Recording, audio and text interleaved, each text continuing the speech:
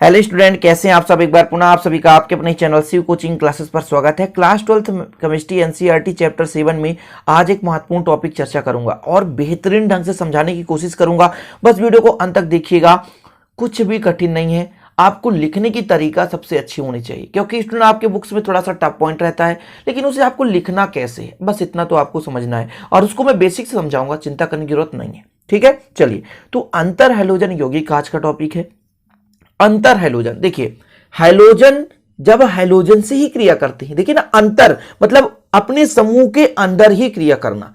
शब्द का अर्थ पहले निकाले, अंतर हैलोजन। अब हैलोजन तत्व क्या है? 17वें समूह के तत्वों को हैलोजन तत्व कहते हैं। Fluorine, chlorine, bromine, iodine, astatine, tennessine, ये है हैलोजन तत्व।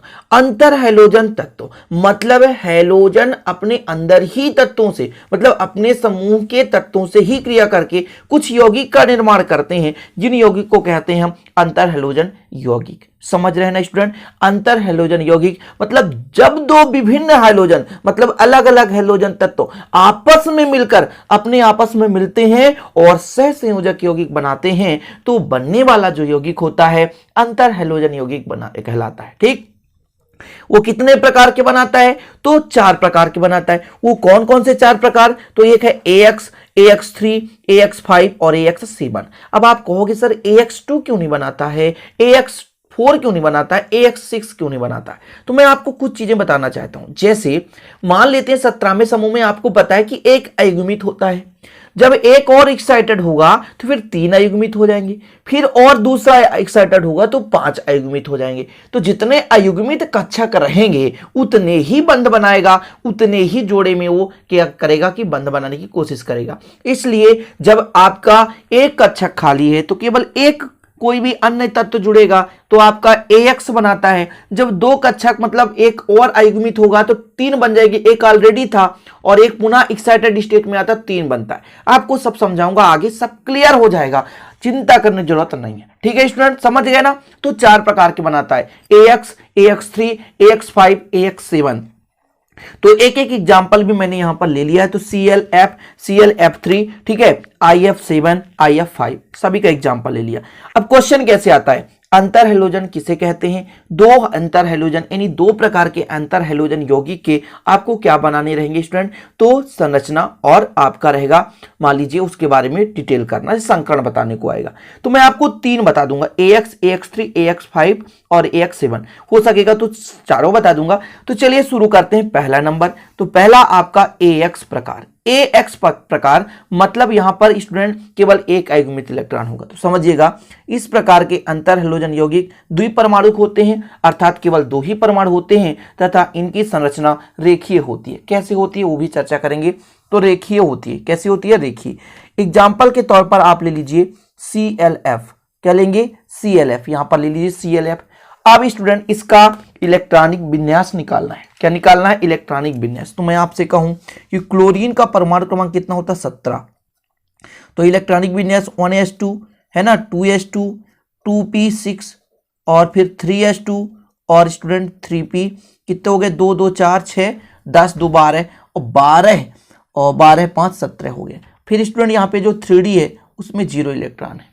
समान अवस्था में अब आपको ये चीज पता होना चाहिए कि कोई भी आपका जो रासायनिक अपक्रिया है उसमें केवल बाह्यतम कोश के ही जो कक्षक हैं वो भाग लेते हैं। ठीक है, तो मैं समान अवस्था में बात कर रहा हूं, पूरा क्लियर करूंगा। समान अवस्था, समान अवस्था में यहां तक कुछ करना ही नहीं है। यहां तक, यहां पर देखिए, तो इसमें 2 इलेक्ट्रॉन है ना, इसमें 2 इलेक्ट्रॉन है।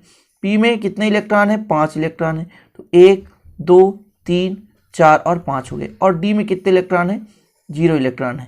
कितने इलेक्ट्रॉन है स्टूडेंट? तो 0 इलेक्ट्रॉन है। यहां पर देखिए, अब केवल AX मतलब केवल एक ही फ्लोरीन जुड़ेगा, तो एक अयुग्मित तो है, तो सीधे आप इसको एक्साइटेड स्टेट ना करें, सीधे करें संकरित अवस्था। क्या करें? संकरित अवस्था। संकरित अवस्था करेंगे तो यहां पर आपका रहेगा 2 इलेक्ट्रॉन ही रहेगा। ठीक है, यहां पर केवल इलेक्ट्रॉन भरे जाएंगे और D में आप कर दीजिए। ठीक है, तो 5 करना ना, ये 5 कर दीजिए। तो 1 2 3 4 5 हो गया, लेकिन एक फ्लोरीन जुड़ेगा तो यहां पर आके फ्लोरीन जुड़ जाएगा F।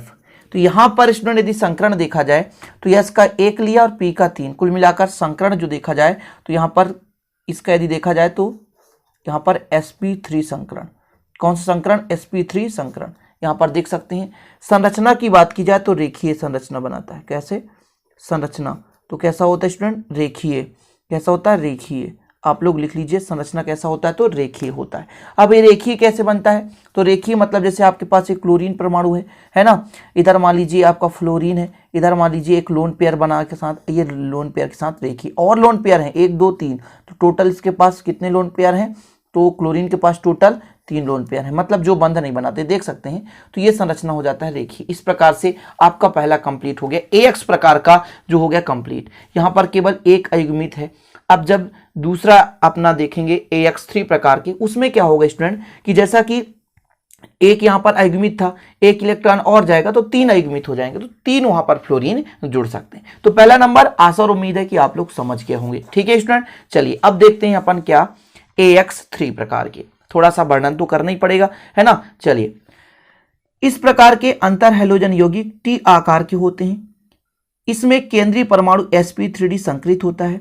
इसमें 5 संकृत ऑर्बिटल प्राप्त होते हैं, जिसमें 2 यहाँ पे स्टूडेंट 5 संकृत कैसे होंगे, 3 संकृत कक्षक यहाँ पर आप लिख लीजिए, तो sp हाँ संकृत 5 ही होंगे, सॉरी 5 ही संकृत ऑर्बिटल प्राप्त होंगे, जिसमें 2 एकाकी इलेक्ट्रॉन, मतलब 2 एकाकी इलेक्ट्रॉन जो बंध नहीं बनाएंगे, ठीक है, और जो कि बंध नहीं बनाते हैं, और स्टूडेंट 3 कक्षक अयुग्मित होते हैं जो कि एक एक इलेक्ट्रॉन होता है उनमें और बंध बनाने में भाग लेते हैं। चलिए, अब अभी आप इतना समझ में नहीं आया होगा, लेकिन जब मैं आपको इसको डायग्राम के माध्यम से पूरा ऑर्बिटल समझाऊंगा तब आपको समझ में आएगा।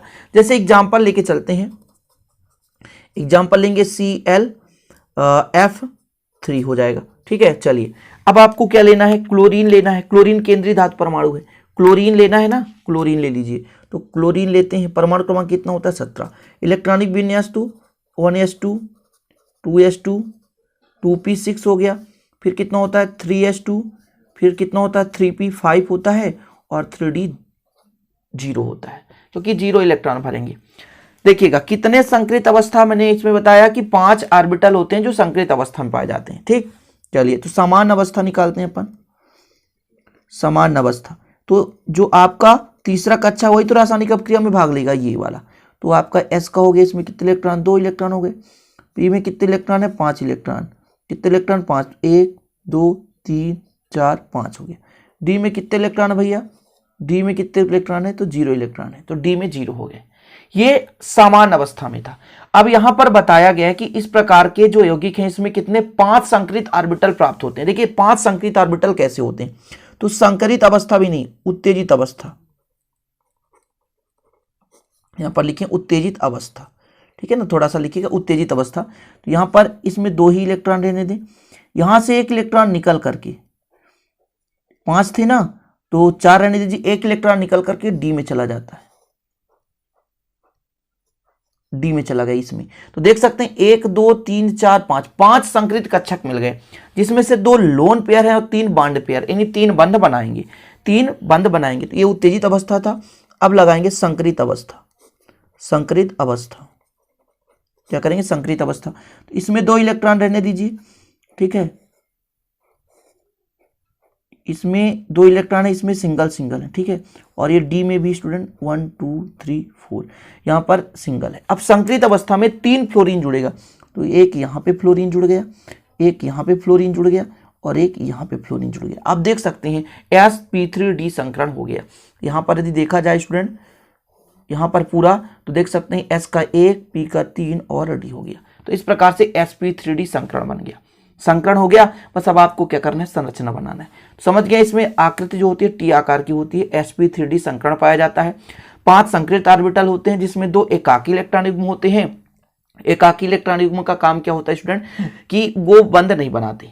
जो बॉन्ड पेयर होता है ना, जो आबंधी इलेक्ट्रॉन होते हैं वही बंध बनाते हैं, जिनमें एक एक इलेक्ट्रॉन होता है। तो यहाँ पर 3 अयुग्मित इलेक्ट्रॉन ऑर्बिटल आपको मिले, तो वहां पर एक एक फ्लोरीन इलेक्ट्रॉन देकर के बंध बना लिया, और 2 लोन पेयर है, ठीक। तो अब इसकी क्या करनी है, संरचना बनानी है। तो संरचना आपको बनाकर यहाँ पर दिखा देता हूँ, संरचना, ठीक है, क्या संरचना, ये हो गया। संरचना में क्या करना है स्टूडेंट, तो आपको केंद्रीय धातु परमाणु क्लोरीन लेना है।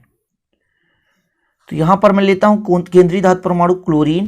क्लोरीन में कितने लोन पेयर है, तो 3 लोन पेयर है। तो सबसे पहले तो यहां पर दे देता हूं लोन पेयर, यहाँ पे लोन पेयर और एक ये लोन पेयर हो गया। तो ये लोन पेयर ऐसा कर दीजिए और ऐसा कर दीजिए, ये लोन पेयर है, ठीक। इसके बाद आपके पास 3 फ्लोरीन है, तो एक ये फ्लोरीन हो गया, एक ये फ्लोरीन हो गया और एक ये फ्लोरीन हो गया, 3 फ्लोरीन जुड़ गए। तो 2 लोन पेयर था और आपका एक फ्लोरीन हो गया, ठीक। अब इसको क्या करें, ऐसा मिला दें तो आपका एक आकृति बन जाएगा, त्रिकोणीय द्विपिरामिडी दिख रहा होगा आपको, है ना। कैसा, त्रिकोणीय द्विपिरामिडी। ये त्रिकोणीय हो गया और द्विपिरामिडी। ऐसा लॉजिक से आप तैयार करोगे तो कठिन नहीं होगा स्टूडेंट, ध्यान रखिएगा, ठीक है। तो यहाँ पर संरचना में लिख लीजिए त्रिकोणीय, त्रिकोणीय द्विपिरामिडीय, द्विपिरामिडीय। तो ये हो गया आपका संरचना कंप्लीट। तो त्रिकोणीय द्विपिरामिडी आकृति बनती है। 5 संकृत ऑर्बिटल आपको दिख गए कि 5 संकृत ऑर्बिटल हो गए, ठीक है स्टूडेंट। तो ये आपका हो गया AX कितना 3 प्रकार का संकरण। थोड़ा सा लेंदी है। अब देखिए 2 ही आता है क्वेश्चन में, है ना, केवल 2 ही पूछा जाएगा, तो आप AX और AX 3 प्रकार का कर लें। अब मैं एक एक्स्ट्रा में आपको समझा देता हूं, AX 5 प्रकार का, फिर AX 7 इसी प्रकार आप कर सकते हो स्टूडेंट। इतना आशा और उम्मीद है कि आप लोग कर लोगे, उसकी संरचना बता दूंगा, ठीक है।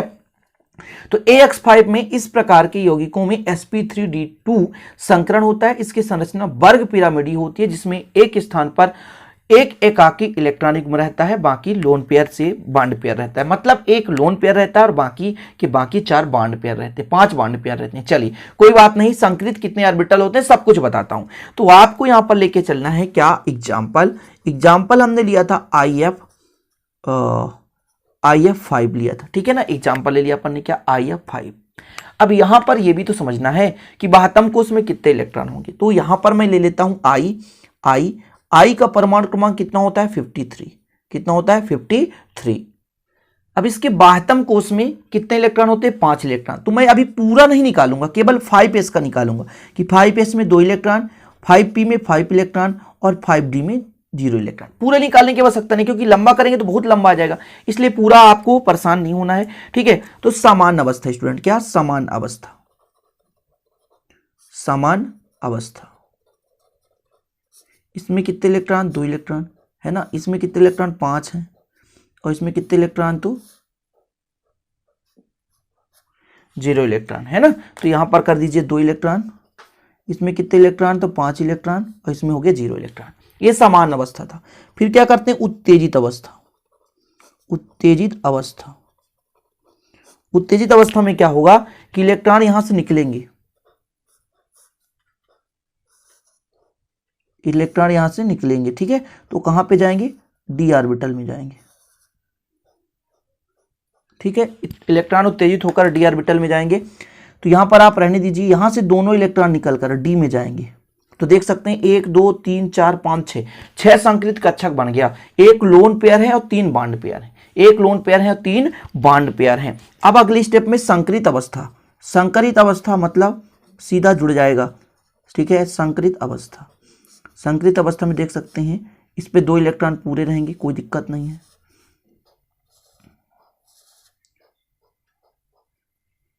चलिए इलेक्ट्रॉन भरिए। तो पहले इनके पास कितने कितने इलेक्ट्रॉन, इसके पास 2 इलेक्ट्रॉन है, इसके पास सिंगल इलेक्ट्रॉन, इसके पास सिंगल है, इनमें सब में सिंगल है। अब संकरित अवस्था में 5 यहां पर जोड़ दीजिए, क्या, फ्लोरीन जोड़ दीजिए।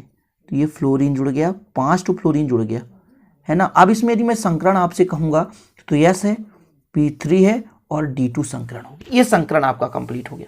जितना मैं करा रहा हूं इतना यदि आप कर रहे हैं तो पूरे के पूरे नंबर मिलेंगे, कोई गड़बड़ी नहीं होगी। अब देखो स्टूडेंट, यदि X7 होता ना, यहीं पे आपको समझा दे रहा हूं, X7 होता ना तो ये इलेक्ट्रॉन भी उत्तेजित होता है यहां पे, और यहां पर फिर कितने इलेक्ट्रॉन, 7 फ्लोरीन जुड़ते और 7 इलेक्ट्रॉन अयुग्मित होते, फिर वहां पर होता sp3d3 संकरण होता। इसलिए मैं आपको कंपेयर करके बता रहा हूं, यदि IF7 होता यहां पर 1 इलेक्ट्रॉन और उत्तेजित होता तो टोटल यहां पे आपका 1 2 3 4 5 6 7 अयुग्मित हो जाते। IF7 के लिए बता रहा हूं, ठीक। अब इसकी संरचना बनानी है तो संरचना बना दीजिए, संरचना, ठीक है।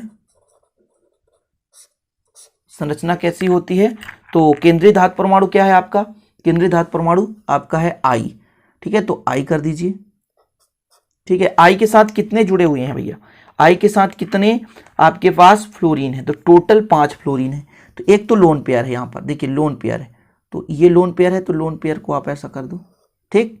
इसके बाद 5 फ्लोरीन है, तो ये फ्लोरीन ये जोड़ दिया अपन ने, एक फ्लोरीन ये जोड़ दिया अपन ने, और एक फ्लोरीन ये जोड़ दिया अपन ने, और स्टूडेंट एक फ्लोरीन ये जोड़ दिया अपन ने। ठीक, एक फ्लोरीन ऊपर जोड़ दो। ठीक है, ये हो गया आपका। तो अब इसको अपन क्या करेंगे, आकृति बनाएंगे। तो यदि ऐसा कर दें और ऐसा, ठीक, तो एक आकृति मिल जाती है आपके पास कि एक ये संकरण में जो बनता है, तो यहाँ पर आपको दिखेगा कि इसकी आकृति वर्ग पिरामिडी होती है, लेकिन वास्तव में अष्टफल की होता है।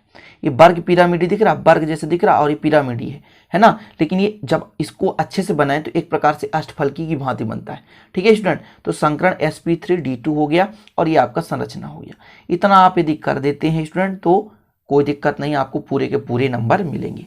अब सिंपल सा स्टूडेंट, मैं आपको बोला कि IF7 आप लोगों को घर में करना है, तो IF7 में आप क्या बताओगे। IF7 में मैं आपको सिंपल तरीके से बता देता हूं, कुछ भी नहीं है स्टूडेंट, आपको इसी में आपको कंपेयर करके दिखा देता हूं। मैंने क्या कहा कि इस प्रकार की होगी में फिर sp3d3 संकरण पाया जाएगा, इतना तो लिखना है। इसमें एकाकी इलेक्ट्रॉन युग्म नहीं रहेंगे, क्यों, क्योंकि इसमें ये भी जो उत्तेजित अवस्था में होगा तो यहां चला जाएगा। तो 7 अयुग्मित आपके पास कक्षक मिलेंगे, अयुग्मित इलेक्ट्रॉन मिलेंगे, जहां पर 7 फ्लोरीन जुड़ेगा। ठीक है, फिर इसका संरचना पंचकोणीय द्विपिरामिडी बनेगा। क्या बनेगा, पंचकोणीय द्विपिरामिडी। तो मैं यहां पर बना देता हूं पंचकोणीय द्विपिरामिडी। ये आपके पास आई है, ये क्या है, आई है। पंचकोणीय द्विपिरामिडी बनाना है। ठीक, तो ये फ्लोरीन बनाता हूं, एक फ्लोरीन यहां पे जोड़ता हूं, एक फ्लोरीन यहां पे, एक फ्लोरीन यहां पर, और एक फ्लोरीन। ये आपका बनेगा पंचकोणीय। समझ रहे हैं, पंचकोणीय, ये पंचकोणीय हो गया। और एक फ्लोरीन नीचे और एक फ्लोरीन ऊपर जोड़ दो, ये फ्लोरीन है ना। ठीक, ये हो गया। तो ये पंचकोणीय द्विपिरामिडी आकृति बना दिया, संरचना बना दिया। तो वीडियो लेंदी हो गया क्योंकि स्टूडेंट ये था ही ऐसा टॉपिक, और ज़्यादा से ज़्यादा कोर्स कराने की कोशिश करता हूं कि ताकि आप लोग एक टॉपिक में थोड़ा सा कुछ अच्छा चीज़ मिल सके। आशा और उम्मीद है कि वीडियो पसंद आई होगी। प्लीज़ पसंद आए तो लाइक कर देना, दोस्तों के साथ शेयर कर देना। नए चैनल को सब्सक्राइब कर बेल आइकन भी प्रेस कर लेना। साथ ही यदि आपको इसका पीडीएफ नोट्स लेना है तो स्टूडेंट प्लीज़ कॉन्टैक्ट कर लीजिए 9685299149 मेरा पर्सनल नंबर है। इस नंबर पर आप कॉल कर लें, व्हाट्सअप मैसेज कर लें। 100 रुपये में एक सब्जेक्ट का नोट्स विधिवत दिया जाएगा। आशा और उम्मीद है कि आप लोग नोट्स लेंगे और विधिवत तैयारी करेंगे। मिलते हैं फिर अगली वीडियो में, तब तक के लिए जय हिंद, वंदे मातरम।